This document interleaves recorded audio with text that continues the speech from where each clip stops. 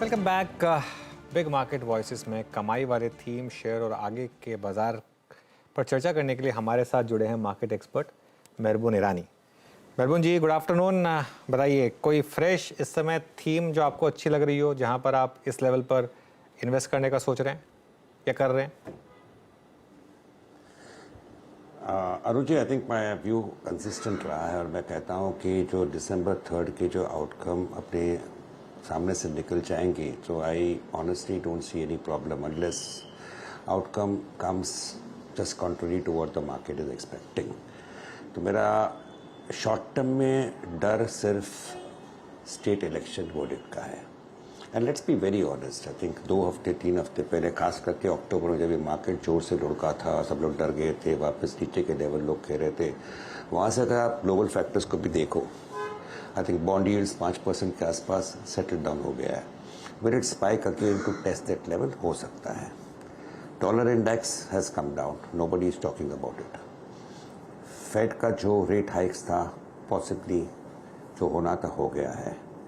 तो if you see this global factors जिसके लिए मार्केट थोड़ा डिस्टर्ब था, I think those possibly could be behind us. रही बात जियो पॉलिटिकल की, आई think I have not heard anybody speak of Russia Ukraine for the last over 1-2 months।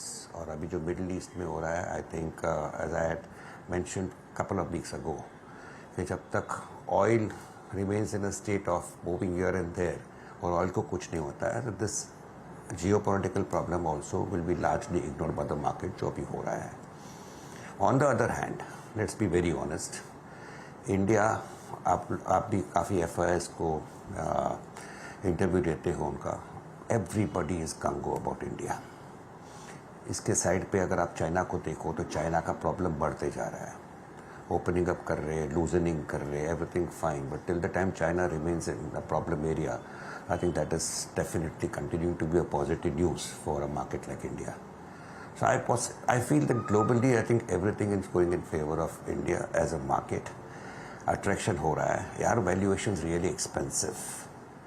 मैं कहूँगा कि certain sectors में valuations definitely are expensive, but on the whole, if you ask me, there are reasons why I'm saying this, कि I'll be able to defend the valuations in India। भले growth आगे चल के RBI का recent measure आया, consumer spending थोड़ा affect हो सकता है, all said and done, this valuations on the whole can be defended except in certain sectors where valuations are extremely expensive. So ये मार्केट पिछले 2-3 महीने से जो है, मैं फिर से वही बात कहूँगा, it's a clear bottom up market. अगर आपको मार्केट में डर लग रहा है, go and buy into some frontline stocks where the downside is limited, because frontline stocks ने पिछले 6 महीने में most of them ने कुछ नहीं किया है। People have made much more money than the appreciation in the frontline indices, only because people have learned to identify and buy good quality stocks। तो आज भी अगर bottom up approach रखेंगे, तो I think there are still quite a few stocks across various sectors which according to me look attractive। लेकिन अगर आपको डर लगता है कि we are just 5 months away from parliament elections, state election में कुछ भी हो रहा है, Indian market has done relatively much better than other markets, then go and buy into select frontline stocks जिसमें कुछ action पिछले 6-8 महीने में नहीं हुआ है और downside काफ़ी limited है। So there are stocks to buy, there are few stocks in the frontline also, but on the whole I personally believe कि bottom up approach will continue to do well and pay dividends to investors। Okay, तो मेहरबून कुछ stocks की बात करते हैं फिर। HDFC bank ले रहे हैं क्या इसको? आई थिंक आपने जो कहा, मैंने जो कहा, I think you have given the best example possible. I think if you don't understand the markets, go and buy HDFC bank.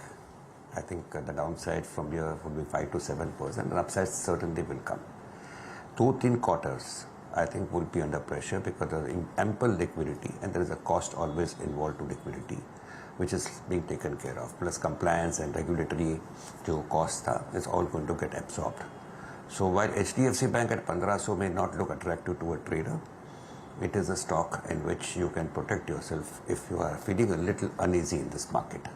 So मैं कहूँगा HDFC Bank भी है, ICICI Bank भी है, कोटक भी है, I think Reliance Industries is there, are stocks where मज़ा नहीं आया है for to traders. Last 6 months में क्या हुआ? कुछ नहीं हुआ। This is the way traders think, but this are the stocks according to me where the downside is limited if and when there is a downside in the market for whatever reason.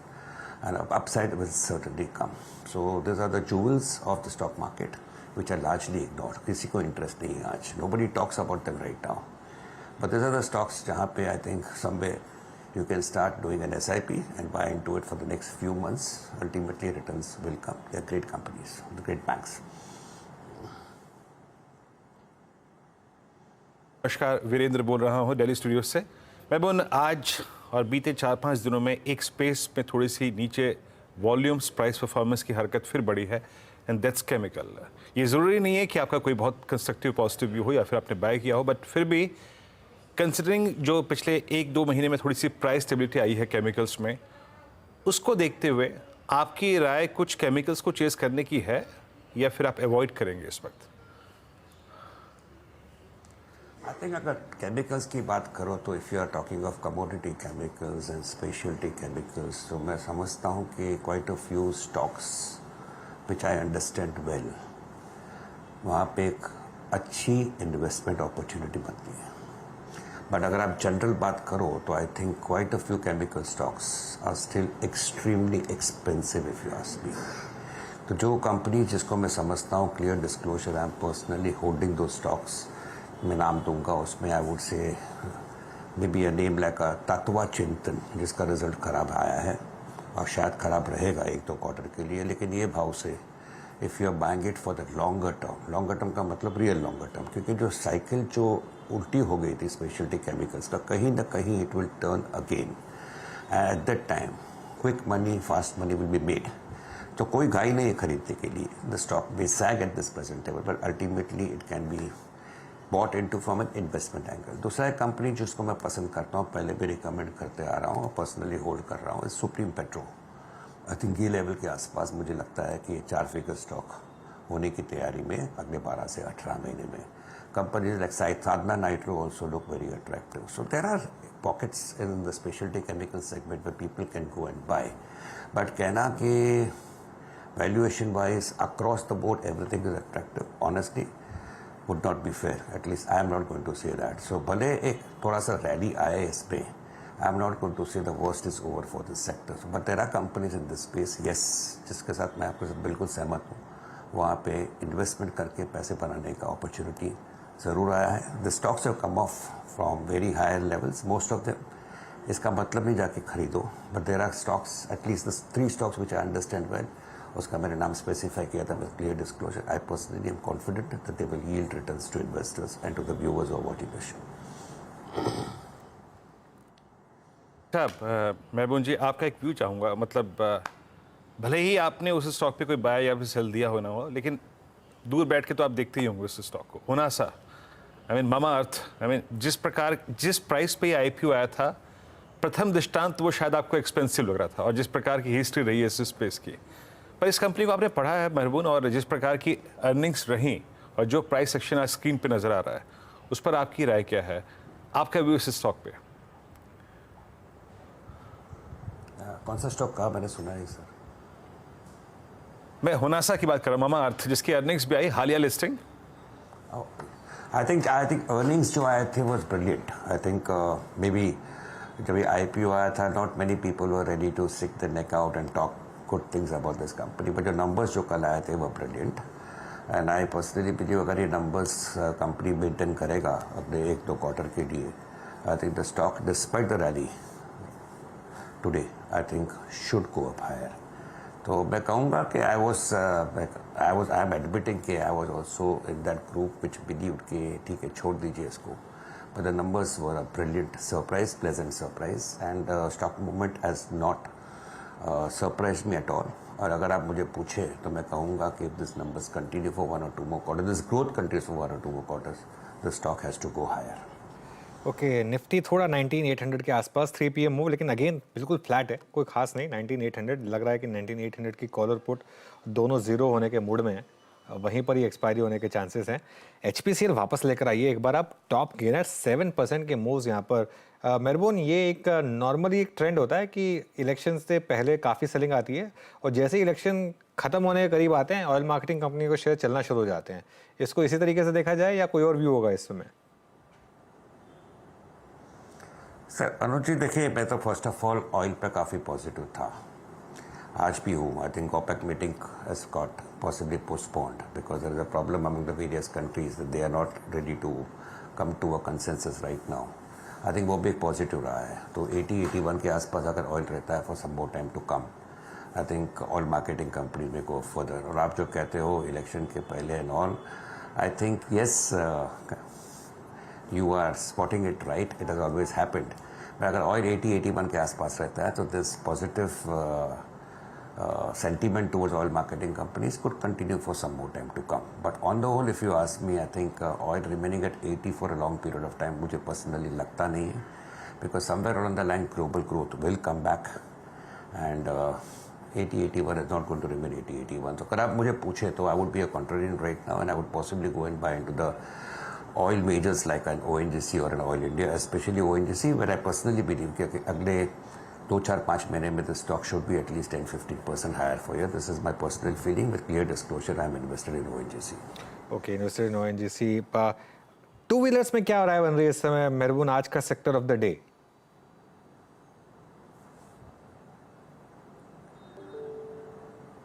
मेहरबून ji, two wheelers, Hero Moto, Bajaj Auto, Eicher Motors.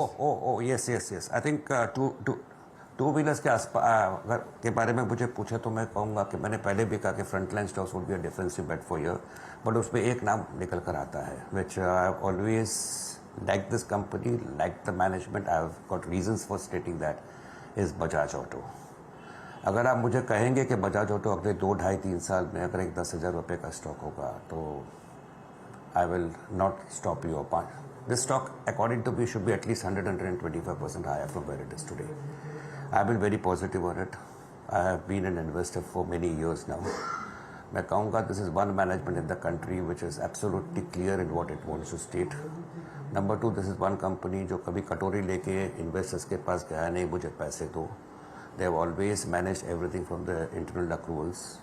The growth has been good. They are improving the network. Premium segment में marketing जा रहा है. So exports are gradually picking up for it. So this is the stock, if you ask me. I think अगर approach का moment देखोगे तो you will somewhere miss.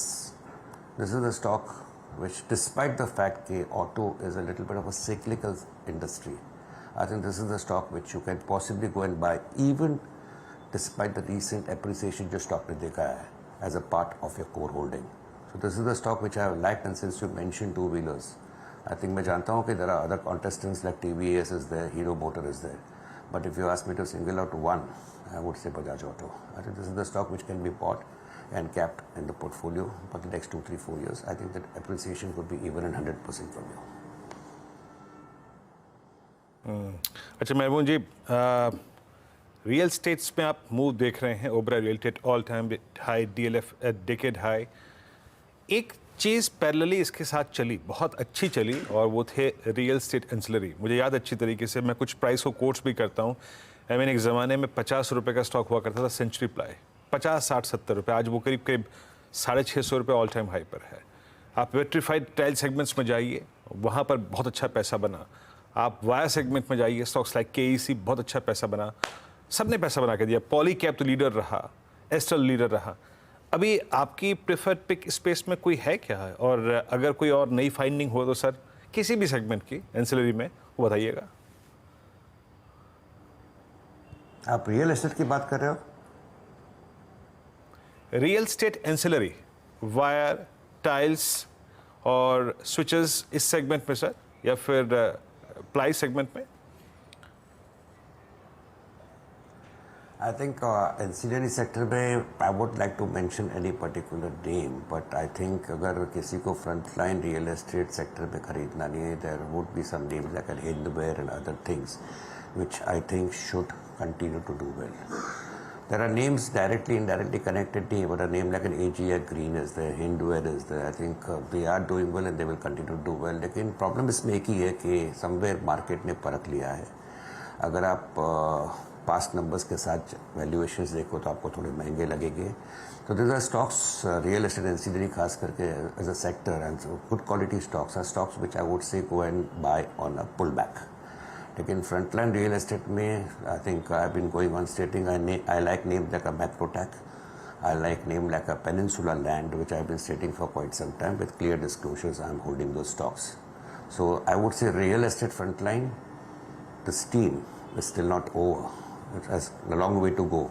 And real estate ancillary, there are some interesting names here and there. Some of them I have mentioned, which are indirectly, directly connected to the real estate pack. But if you are asking me to name something in consumption which is connected to real estate consumer, I don't think I got any name over there. So real estate construction wise, frontline construction companies I don't like. मुझे real estate sector पसंद है, real estate NCW में पसंद है, name like अ हिंदवेयर और AGA green pack. So those are the names whichever I mentioned, clear disclosure, I am holding them in my portfolio. मेहरबून जी, बहुत बहुत शुक्रिया आज हमारे साथ जुड़ने के लिए और हमसे बात करने के लिए. चलिए अब एक काम कर